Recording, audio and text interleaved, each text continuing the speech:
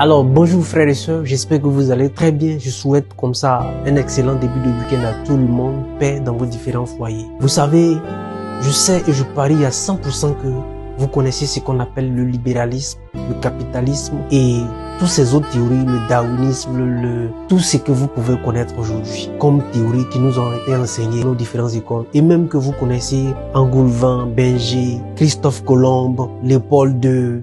Mais allez-y au primaire, demandez par exemple à un de nos petits frères ou petites sœurs, voire même au secondaire, qui est Lumumba, qui est Kwame Nkrumah.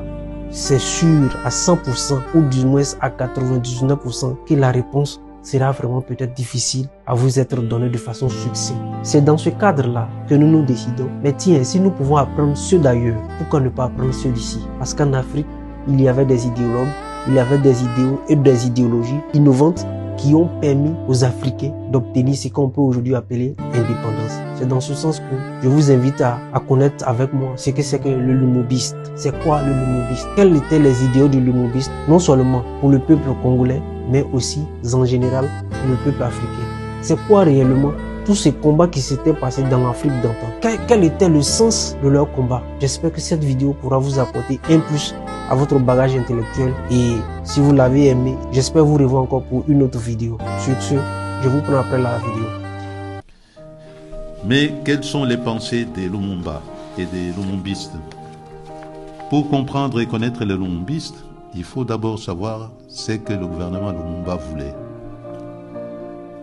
Le gouvernement de Lumumba voulait d'abord l'unité nationale des Congolais. Il n'était pas question de vivre d'une façon séparée, les gens de telle tribu à part, de telle province à part, non. Lumumba déjà, dans son gouvernement, il prônait ce qu'on appelle aujourd'hui le vivre ensemble. On peut avoir des différences, mais ces différences ne peuvent pas nous empêcher de vivre ensemble. Aujourd'hui, le vivre ensemble est à l'ordre du jour, c'est à la mode, mais dans la pensée de Lumumbiste, ce vivre ensemble était déjà prôné sous l'étiquette de ce qu'on appelle l'unité nationale.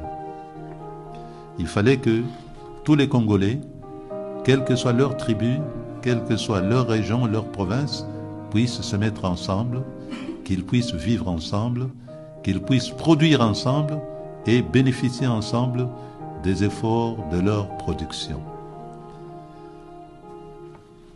C'est ce qu'on appelle l'unité nationale.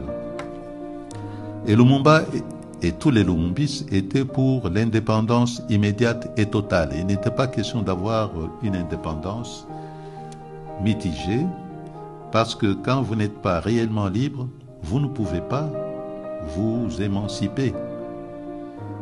Un esclave, il travaille, il produit, mais pas pour son bien-être, mais pour le bien-être du maître, du patron. Et c'est comme ça qu'on voit que l'esclave peut toujours continuer à produire, mais la production ne change pas sa condition d'être humain. Et Lumumba le savait, il a dit, nous devons être réellement libres et en étant libres, nous devons partager d'une façon équitable les productions découlant des efforts de notre population. D'ailleurs, Lumumba et tous les Lumumbistes se disaient, il ne faut pas compter sur les capitaux que les autres veulent venir investir chez nous. C'est le travail de l'homme qui produit la valeur. C'est le travail de l'homme qui transforme la nature.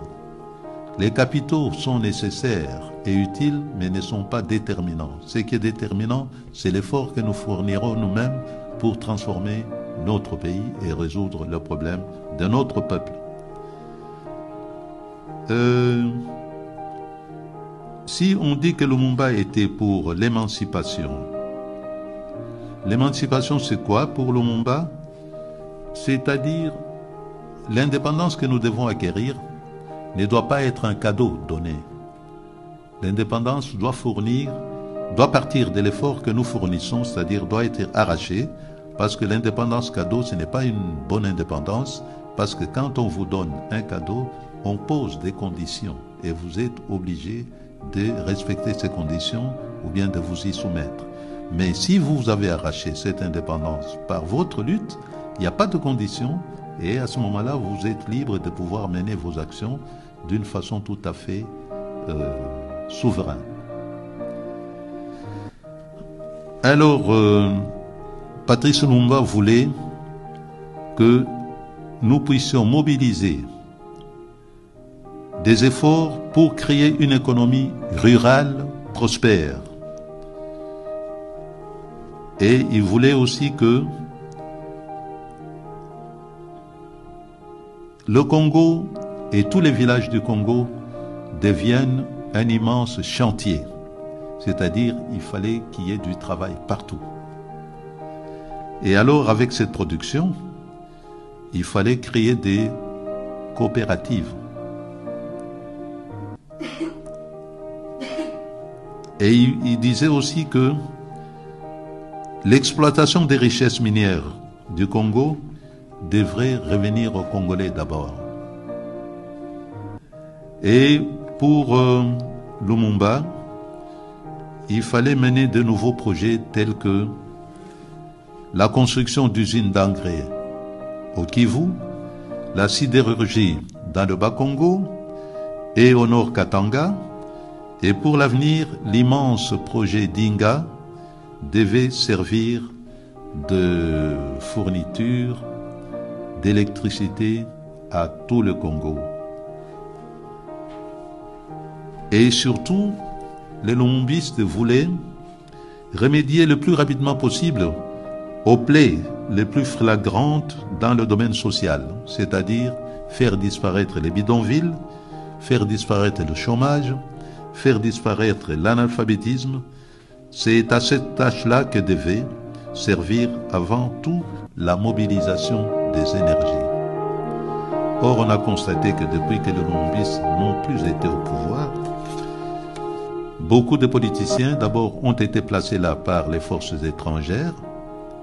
Ça veut dire que ces gouvernements ou les dirigeants placés par l'étranger, leur préoccupation majeure, ce n'était pas le sort et la situation du peuple. Ils n'étaient pas là pour résoudre ce problème populaire, mais leur préoccupation, c'est se servir du pouvoir politique pour s'enrichir. D'abord eux, et aussi partager les richesses que produirait l'exploitation des minerais et des autres énergies, les partager avec les multinationales et les gouvernements étrangers tout en oubliant totalement le peuple. Ce qui fait que jusqu'alors, le sort du peuple n'a pas changé au Congo. Le peuple est toujours misérable et vous formez beaucoup de gens. Les jeunes gens sont diplômés des universités, mais aussi des écoles techniques, mais seulement quand il faut trouver du travail, ça devient une autre paire de manches. C'est-à-dire, les régimes forment des chômeurs plutôt que de former des cadres qui doivent être insérés dans le circuit de fonctionnement de la société. Ce n'est pas cette vision-là que les lumumbistes avaient. Pour les lumumbistes, il fallait non seulement vivre ensemble, produire, mais la production devrait servir à l'élévation du niveau de vie des populations du Congo. Par la suite, il fallait aussi penser à la solidarité africaine, essayer de faire en sorte que s'il y a des peuples africains qui ont besoin d'une collaboration avec le Congo devait répondre à cette attente-là pour que les autres régions d'Afrique puissent s'émanciper, puissent évoluer grâce à la collaboration du Congo. Voilà, la vision lumumbiste, elle est là. Voilà, chers amis, c'est ça en fait aujourd'hui. Un peuple, c'est celui qui connaît son identité. On dit savoir les luttes précédentes, savoir d'où on vient pour savoir d'où on va. Si l'Afrique lutte aujourd'hui pour une indépendance autonome sur tous les plans, il faut aussi savoir quels étaient les idéaux et les idéologies passées qui ont permis à cette Afrique-là d'en arriver aujourd'hui à ce combat commun et mutuel. J'espère pour ma part que cette vidéo vous a plu et vous a égayé au sens de la connaissance. À nous revoir pour une prochaine vidéo. C'était Van Techno.